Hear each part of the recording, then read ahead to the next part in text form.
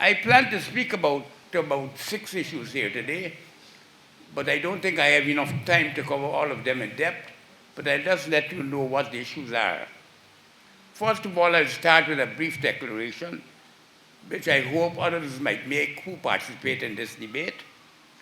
Second, I'll talk about the state of play, both in terms of the natural resources finds and discoveries that we've had, and about the state of the national debate that is taking place, which I believe is hijacking the discussion from the poor and the powerless.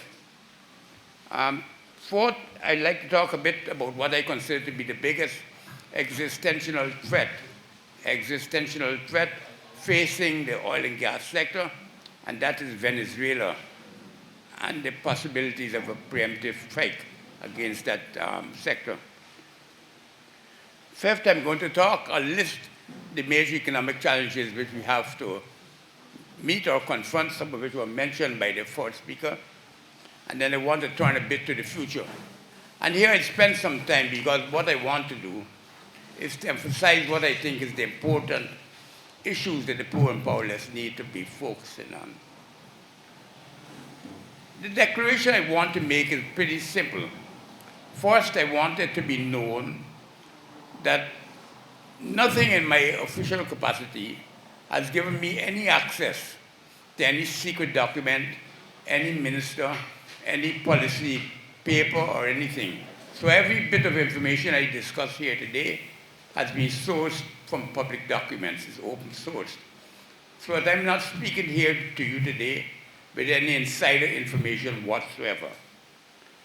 The second point I want to make is that in the preparation of the document that WP is planning, we do not intend to have any persons participate in that preparation who has any commercial interest or expected commercial interest themselves with Exxon and partners at this point of time.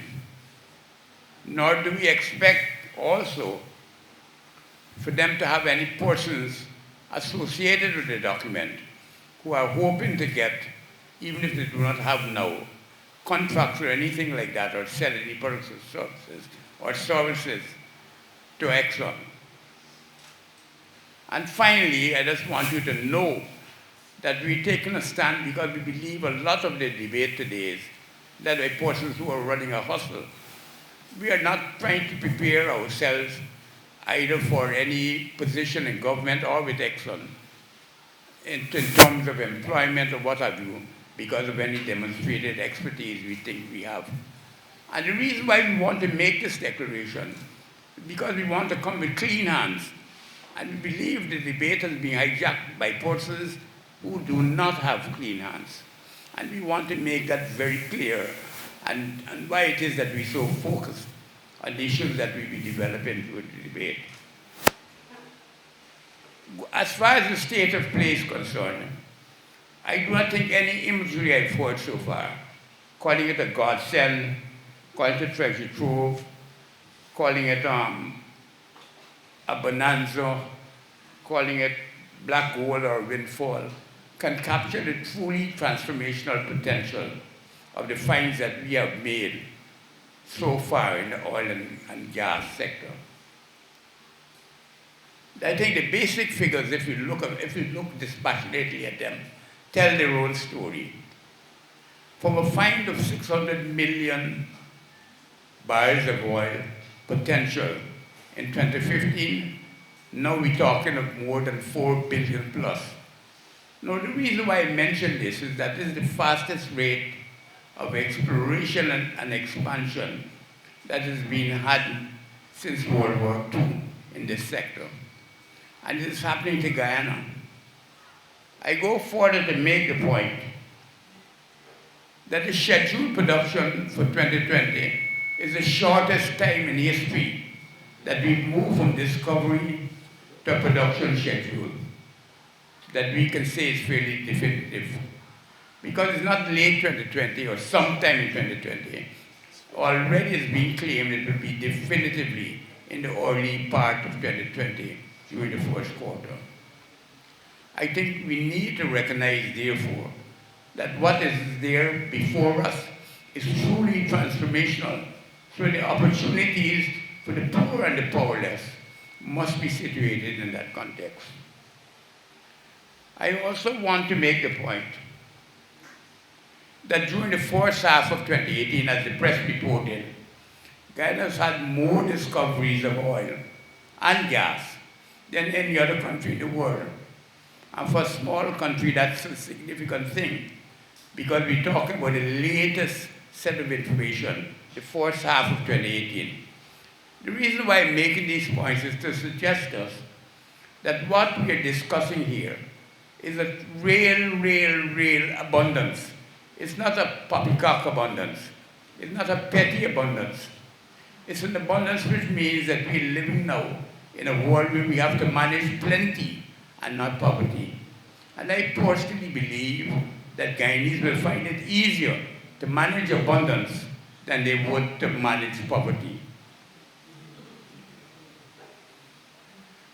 The fundamental reason for my belief, and why I've been writing on this thing for many years now, is that the United States Geological Service had forecasted in 2000 that estimates of probable reserves of oil and gas in Guyana was of the order of $15 billion as a mean of the three estimates they made.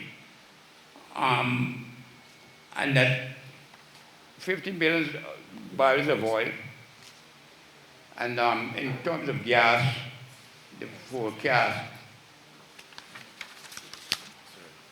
was, I think, 48 plus billion cubic feet of gas. Now this means that probable production at the end of the second decade, at the 2020s, could be in the order of 2.6 million barrels a day. Not the 600,000 a day that they were talking about. Not, sorry, 600, at least $600,000 barrels a day, 120,000 barrels a day they were talking about 3 years ago. So the projection and the scale of the oil and gas sector in our economy is monumental. And the reason for this is basic elementary geology. Before billions and billions of years ago, the Earth was one landmass that connected Africa to South America. That landmass drifted apart, and all the oil found on the western coast of Africa, we find on the eastern coast of South America. These oil deposits are a mirror image of the configurations that have already been discovered in Africa. So we can feel fairly confident as we go forward about that potential. We're not talking, therefore, about chicken feed. We're talking about real resources. And therefore, we should move from the position where we're just speculating about what we would have, trying to denigrate it and suggest it's poo-poo stuff that we're talking about, to begin to consider the truly transformational potential of what lies before us. I believe we need to have that attitude in our minds if we ever are going to make a success of this. The national debate in Guyana has grudgingly admitted that we are finding more and more oil. They started out by showing how little money we really could get. I can remember all those estimates carried in the newspapers. If we produce 600,000 barrels a day, the big amount of money we get, not the billions of US dollars that people were talking about, and trying to say this could mean nothing much for Guyana. But as the discoveries unfolded, they retreated from that negative view of what we had potentially to the definitive acceptance of facts that they could not deny. And from then on, the emphasis shifted to making it look that all the evils that befall oil abundant countries in the rest of the world will befall Guyana. I would go so far as to say they wished it would befall Guyana, because the way the people are writing is not as if they're saying that this is a probability. They're saying it's a certainty. They write every day, they put a headline at the bottom of the paper, emphasizing some negative view of the potential, and I believe that this discourages the masses of Guyana. And our interest is to build up the masses and to make them take a leading role in the fight for what we can do with oil and gas. And that is the purpose, therefore, behind this particular presentation here today. It is to counter the propaganda, to use the force of and standing of WPA, to urge for a different view of the oil and gas sector before it gets too late.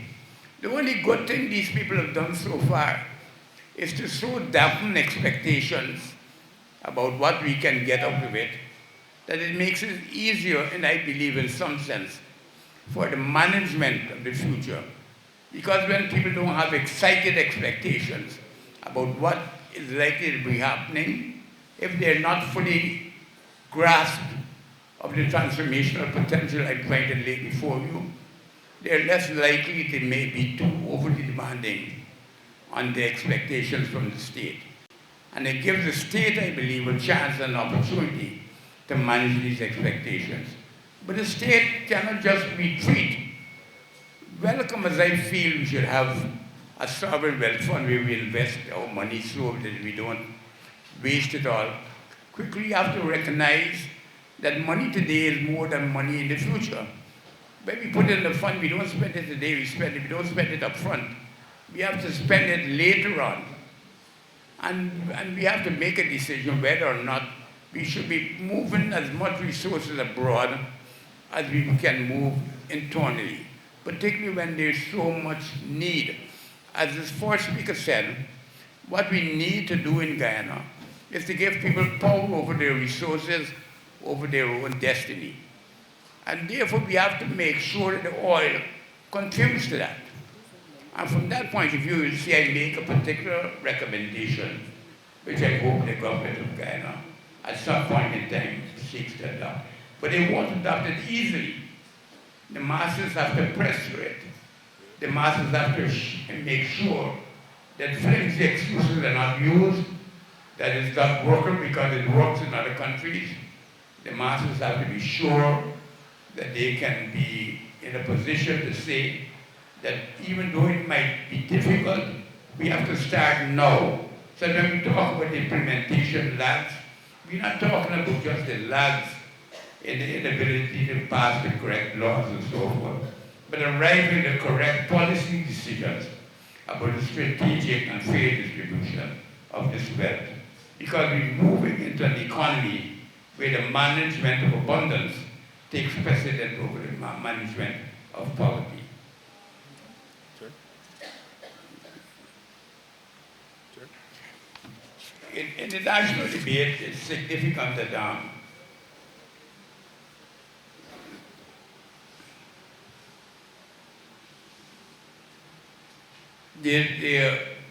the participants tend to ignore the situation that we find ourselves in. I wish the Guyanese could own and develop the oil industry themselves, but we can't. We don't have the capital, we don't have the skills, and we don't have the know-withal for doing it.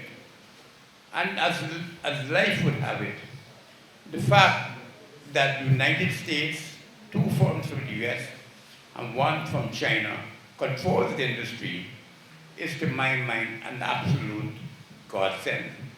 Because if this were not the case, Venezuela would have already bombed and invaded this country and taken over the oil industry.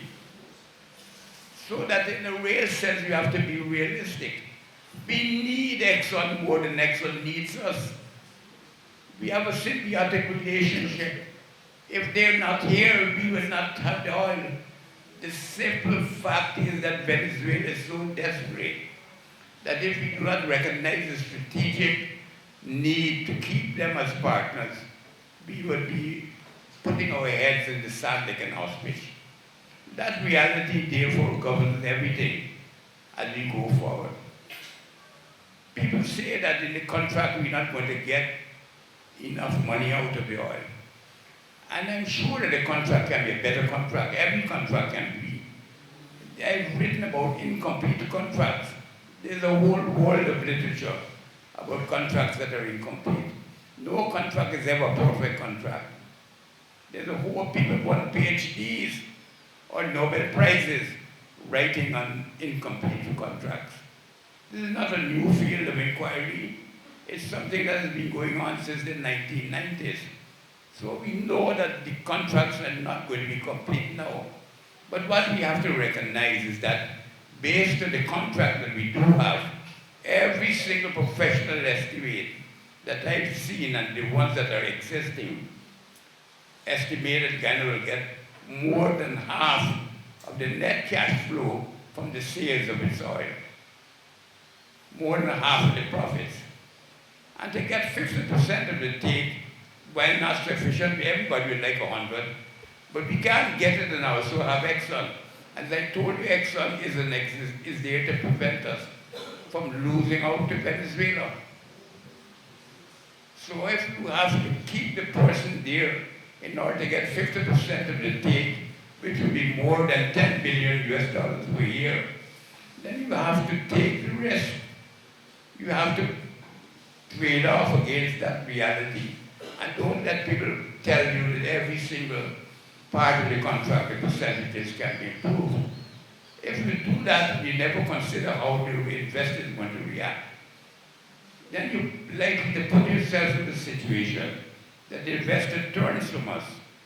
But we need them now. We're not in a position where we're capable of keeping the investor or keeping the industry alive without inducements in face of significant threats from Venezuela, because in terms of military and economic capacity, they greatly outnumber and outgun us.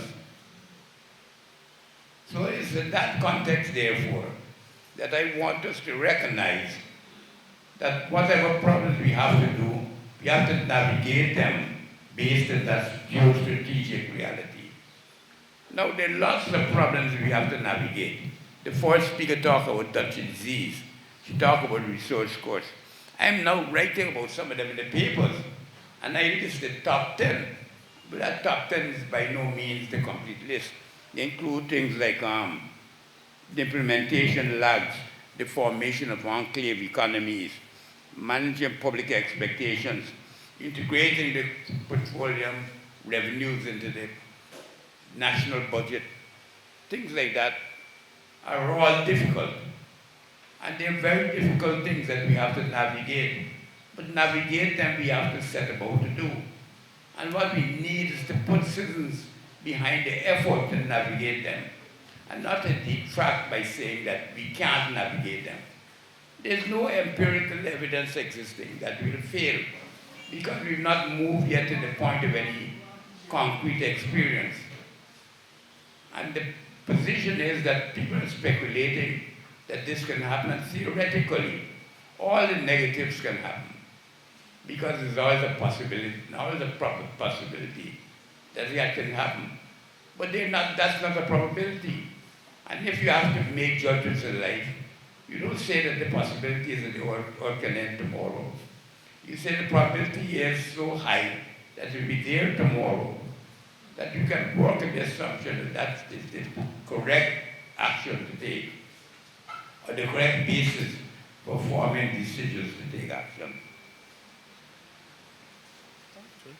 Now if I go to turning to the future, which is where I want to spend a little more time.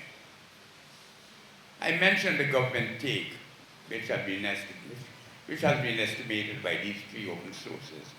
And the actual figures show the lowest of them is 50+% by Wood Mackenzie, which is the leading accounting firm in oil and specialist research firm. Rystad is a Norwegian group that is very well respected. And Open Oil, South News carried their articles, hoping maybe to make people feel that the oil was so scarce, the government take was so limited, that people would probably recoil in horror. But when it was converted into what it actually meant and how much at stake of the net cash flow is represented, they quickly backed off. the article. But I would like to make some concrete recommendations, which I'm hoping that WPA can support.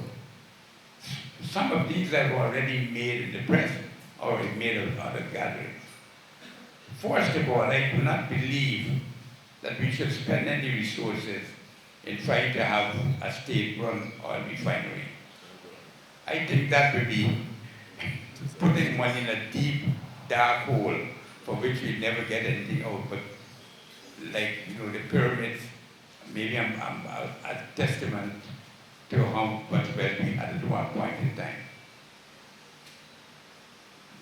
So therefore, I would never support any oil refinery for Guyana unless that oil refinery is privately financed and does not require state support in any form whatsoever, either in terms of controlling the prices, so you force the consumer to pay for it, or subsidies in terms of giving them extraordinary benefits in terms of importing and exporting the materials that they have to do or to bring in for the oil refinery. In terms of the natural gas, I think I would support that because it's strategically linked to the notion of great state. But I would particularly like to have that more or less closely correlated to the development of the Guyana Public and Life, GPL.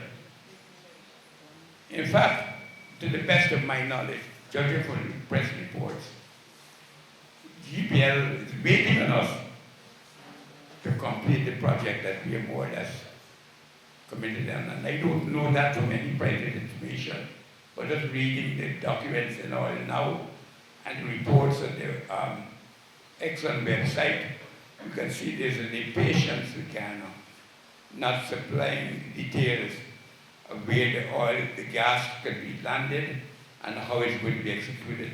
But they made it very clear, and this is what I think is concerning, that that gas has to be treated as an independent project from the oil sector, which means that we are committing now to something that has to be commercially run and run separately from gas.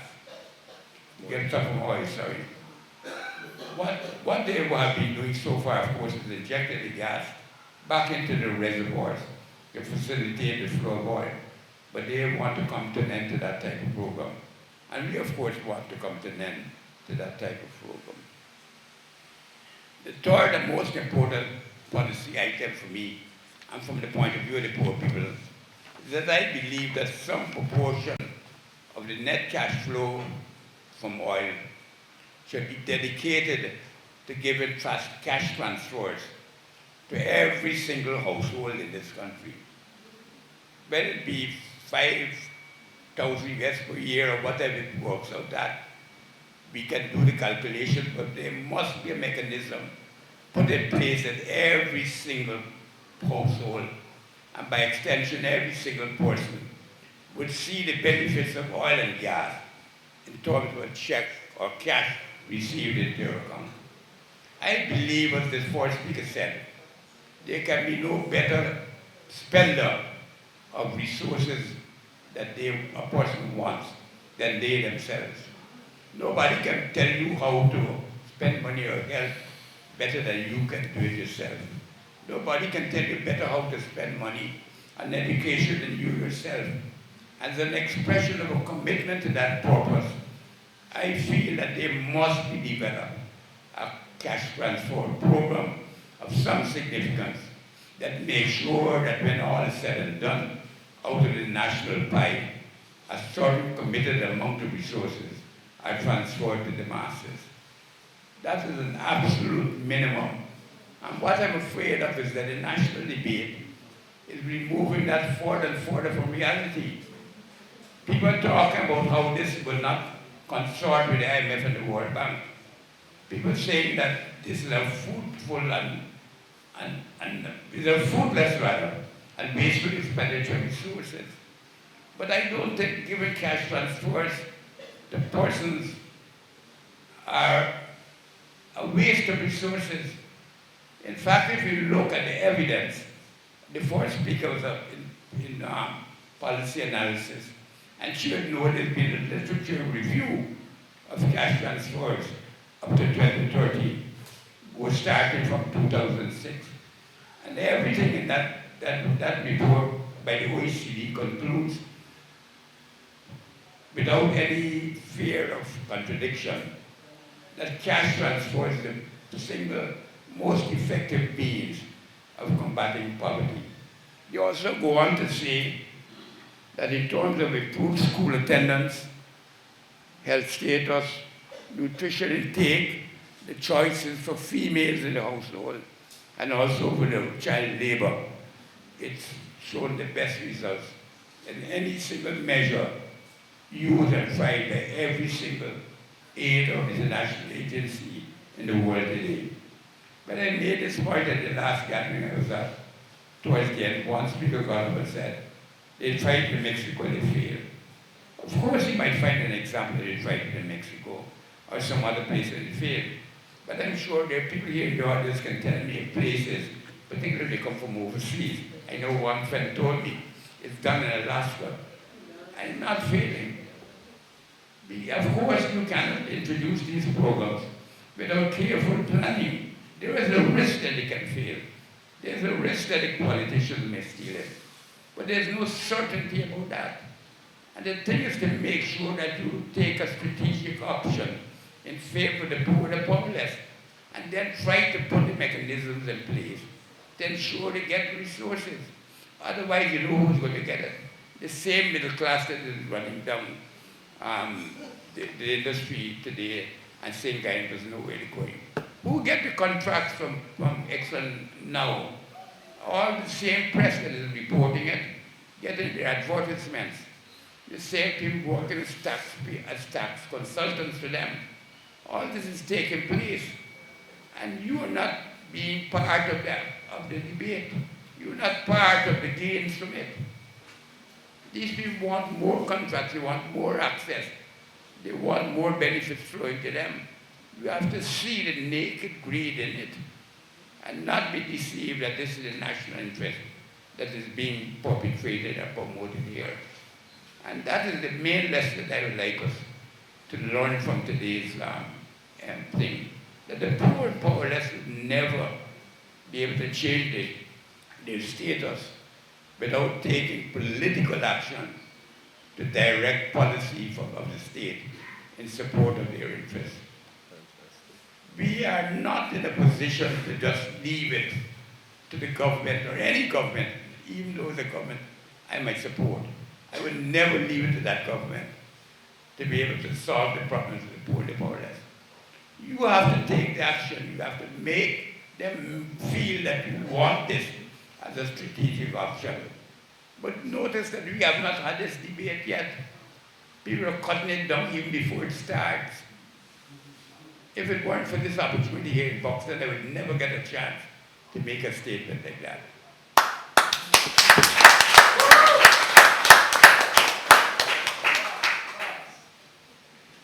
The other point I want to make is that I think in terms of investments, concrete new investments for development, I think the single best investment this country can make is an investment in renewable energy. And the reason why I say this is that here I have to admit to some inside information. I've sat down on a number of committees as a member representing the government of Guyana as an evaluator of the IDB studies on energy. And I'm convinced that the potential for renewable energy in Guyana comes close to matching the potential that I talked about for oil and gas. This is a real gem, a real gold, much more than a gold mine. The transformational potential is just as great for that. And we need to pursue this. And I feel that a dedicated effort to make this work needs to be at least one concrete investment result flowing from oil and gas. And that is why I call for ministry. Many people feel they could get bogged down in bureaucracy, and I think there's that risk. But it has to have the stature of a cabinet presence for it to be able to carry its weight, because it opens up the opportunity for what I think is the most important factor in our future development, and that is research and development. R&D, knowledge, science, technology, skills, these are the areas in which we can develop them and for which we have a natural resource advantage. And if we want to develop a green state, we have to see the possibility of using the oil and gas, not to become an oil and gas dependent state, but an oil and gas economy that transfers wealth not only to the masses, but to renewable energy, so that we build in the future where we don't create emissions that stifles the life of the planet and ourselves along the way. And on that note, I'd like to bring an end to my presentation.